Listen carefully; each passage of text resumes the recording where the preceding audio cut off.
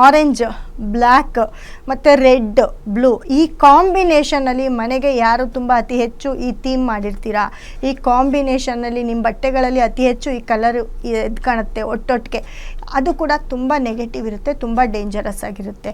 ಮತ್ತು ನಿಮ್ಮ ಮನೆಯಲ್ಲಿ ಅವರೆಕಾಳು, ತೊಗರಿಕಾಳು, ಗೋಧಿ ಮತ್ತು ಎಳ್ಳು ಇವೆಲ್ಲವೂ ಒಟ್ಟೊಟ್ಟಿಗೆ ಇಡಬೇಡಿ. ಇವೆಲ್ಲವೂ ಒಟ್ಟಿಗೆ ಯಾರು ಇಡ್ತೀರೋ ಅವ್ರ ಮನೇಲಿ ತುಂಬ ಮನೇಲಿ ಜಗಳ, ಮನಃಶಾಂತಿ ಇರಲ್ಲ, ಮತ್ತು ಕಾಯಿಲೆಗೆ ತುತ್ತಾಗೋವಂಥದ್ದು. ಕಾಯಿಲೆಗೆ ಅಂದರೆ ನೋಡಿ, ಈಗ ಹೇಳ್ತಾ ಇದ್ದೀನಿ, ಹಲ್ಲು ನೋವು ಏನು ಈ ಸೂರ್ಯ ಮತ್ತು ಕುಜ ಶನಿ ಒಟ್ಟಿಗೆ ಇರ್ತಾರೋ ಅಲ್ಲಿ ಹಲ್ಲಿನ ಪ್ರಾಬ್ಲಮ್ಮು ಯಾರ ಜಾತಕದಲ್ಲಿ ಇದಿರುತ್ತೋ ಅವ್ರಿಗೂ ಕೂಡ ಅದೇ ರೀತಿ ಮೀನರಾಶಿ, ಸಿಂಹರಾಶಿ ಇವರೆಲ್ಲರಿಗೂ ಕೂಡ ಹಲ್ಲು ನೋವು ಜಾಸ್ತಿ ಆಗುತ್ತೆ. ಹಲ್ಲಿನ ಪ್ರಾಬ್ಲಮ್ ಜಾಸ್ತಿ ಆಗೋದು, ಅತಿ ಹೆಚ್ಚಾದರೆ ಅದನ್ನು ಆಪ್ರೇಷನ್ಗಳು ಮಾಡಿಸ್ಕೊಳ್ಳೋದು, ಅಥವಾ ಹಲ್ಲನ್ನು ತೆಗ್ಸಾಕೋದು, ಕ್ಯೂ ಆಗೋದು, ಪಸ್ ಆಗೋದು, ಊಟ ಮಾಡದೇ ಇರೋಕ್ಕಾಗೋದು, ಈ ಥರದ್ದೆಲ್ಲ ಆಗುತ್ತೆ. ಅದರಲ್ಲೂ ನೋಡಿ ಹಲ್ಲು ನೋವು, ಹುಣ್ಣು ಜಾಸ್ತಿ ಆಗ್ತಾ ಹೋಗುತ್ತೆ, ಹಲ್ಲು ಉದುರೋಗೋವಂಥ ಚಾನ್ಸಸ್ ಕೂಡ ಆಗುತ್ತೆ, ನೀವೇ ತೆಗ್ಸಾಕುವಂಥ ಚಾನ್ಸಸ್ಸು ಅತಿ ಹೆಚ್ಚಾಗಿರುತ್ತೆ. ಯಾಕಂದರೆ ಸೂರ್ಯ ಮತ್ತು ಕುಜ ಶನಿ ಒಟ್ಟಿಗೆ ಸೇರಿರ್ತಾರೆ. ಅದೇ ರೀತಿ ಯಾರು ನಾನ್ ವೆಜ್ಜು ಅತಿ ಹೆಚ್ಚು ಯೂಸ್ ಮಾಡ್ತೀರಾ, ಚೆನ್ನಾಗಿ ಇವಾಗ ನಾನ್ ವೆಜ್ ತಿನ್ನಬೇಕಪ್ಪ ಅಂತ ಮೂಳೆ ಗಿಳೆ ಏನಾದರೂ ಚೆನ್ನಾಗಿ ಕಚ್ಚಾಕೋದ್ರೆ ಮೂಳೆ ಒಳಗೋಗಿರುತ್ತೆ, ಹಲ್ಲು ಈಚೆ ಬಂದಿರುತ್ತೆ. ಹುಷಾರಾಗಿರಿ. ಅದರಲ್ಲೂ ಕುಜ ಮತ್ತು ಶನಿ ಸೂರ್ಯ ಒಟ್ಟಿಗೆ ಯಾರಿರ್ತೀರಿ ಅವರೆಲ್ಲರೂ ಕೂಡ ಸ್ವಲ್ಪ ನಿಮ್ಮ ಹಲ್ಲಿನ ಬಗ್ಗೆ ಕೇರ್ ತಗೊಳ್ಳಿ. ನಿಮ್ಮ ಬಾಯಿ ಹುಣ್ಣಾಗೋದು, ಹಲ್ಲು ಉದುರೋಗೋದು, ಹಲ್ಲಿನಿಂದ ತಲೆನೋವು ಬರೋದು, ಒಂದಕ್ಕೊಂದಕ್ಕೆ ರಿಲೇಟೆಡು, ಅದರಿಂದ ಕಣ್ಣು ಬರೋದು, ಈ ಥರ ಆಗ್ತಾ ಇರುತ್ತೆ. ಹಾಗಾಗಿ ಹಲ್ಲು ನೋವು ಏನಾದರೂ ಬಂದರೆ ಖಂಡಿತ ಡಾಕ್ಟ್ರ್ ಹತ್ರ ತೋರಿಸ್ಕೊಳ್ಳಿ. ಮತ್ತು ಅದಕ್ಕೂ ಪರಿಹಾರನ ಮಾಡ್ಕೊಳ್ತಾ ಹೋಗಿ.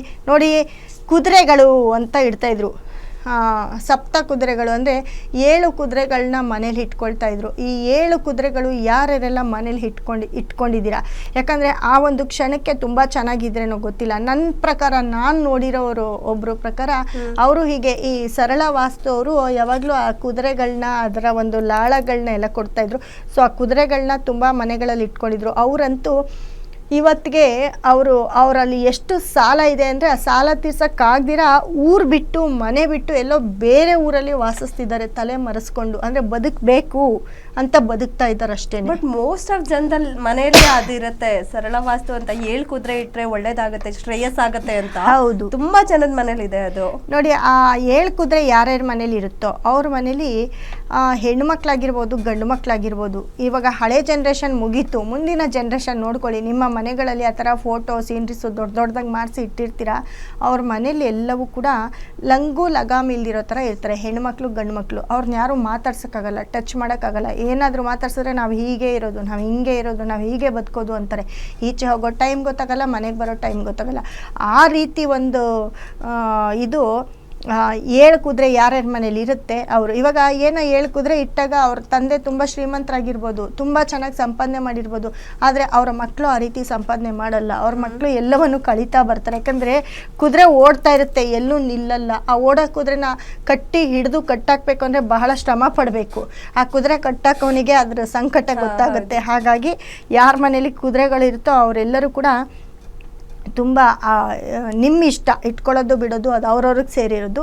ಅದು ಕೂಡ ನೋಡಿ, ಸರಳ ವಾಸ್ತು ಅಂತ ಹೇಳ್ತೀವಿ. ಒಂದು ಸಾವು ಕೂಡ ತುಂಬ ಅಲ್ಪಾಯಸ್ಸಲ್ಲಿ ಹೋಗಿದ್ದಾರೆ. ಅವರು ಹೀನಾಮಾನವಾಗಿ ಅವರು ಕೂಡ ಡೆತ್ ಆಗಿದ್ದಾರೆ. ಇದೆಲ್ಲವೂ ಕೂಡ ಏನಾಗುತ್ತೆ ಅಂತಂದರೆ ಕೆಲವೊಂದು ಇನ್ಸಿಡೆಂಟ್ಗಳು ಮತ್ತು ಡೇಟ್ ಆಫ್ ಬರ್ತ್ಗಳಾಗಿರ್ಬೋದು, ನಂಬರ್ಗಳಾಗಿರ್ಬೋದು, ಇವೆಲ್ಲವೂ ಟ್ಯಾಲಿ ಆಗ್ತಾ ಹೋಗುತ್ತೆ.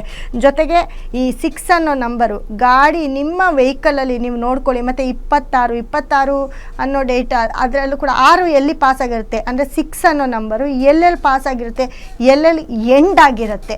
ಅದು ಅವರೆಲ್ಲರಿಗೂ ಕೂಡ ಒಂದಲ್ಲ ಒಂದು ತೊಂದರೆ. 16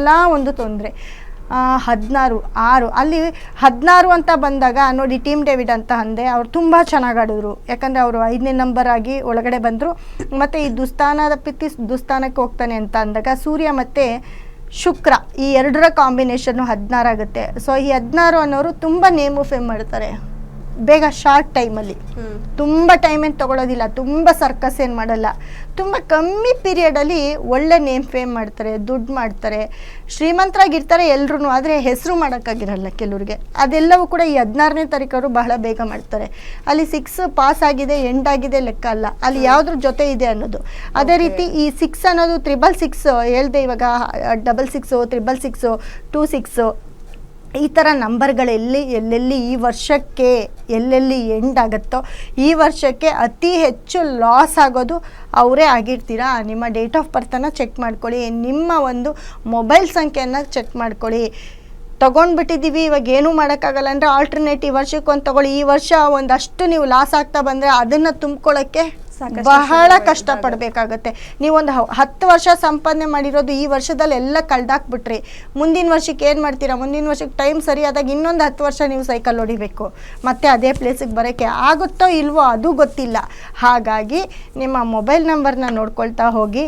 ಜೊತೆಗೆ 6 ಅನ್ನೋದು ತುಂಬ ಡೇಂಜರಸ್ ಆಗಿರುತ್ತೆ. ಇದೇ ರೀತಿ ಈ 6ನೇ ತಿಂಗಳಾಗಿರ್ಬೋದು, 6ನೇ ತಾರೀಕು, 15ನೇ ತಾರೀಕು, 24ನೇ ತಾರೀಕು ಎಲ್ಲೆಲ್ಲಿ ಬರ್ತೋ ಅಲ್ಲೆಲ್ಲ ತುಂಬ ಡೇಂಜರಸ್. ಆ ಡೇಟ್ಗಳಲ್ಲಿ ಹುಟ್ಟಿರೋರು ತುಂಬ ಕೇರ್ಫುಲ್ ಆಗಿರಿ ಅಂತ ಹೇಳ್ತೀನಿ.